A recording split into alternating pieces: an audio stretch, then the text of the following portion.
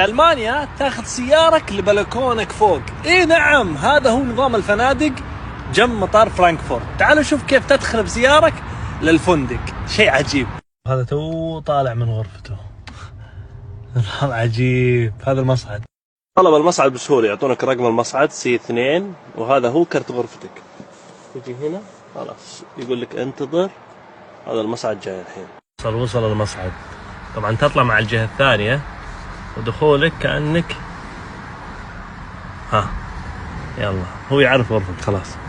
حط هنا وياخذك لغرفتك. صراحة تجربة جميلة. كل شيء مقفل. يلا بدينا نطلع. وصلت غرفتي. نرجع ريوس.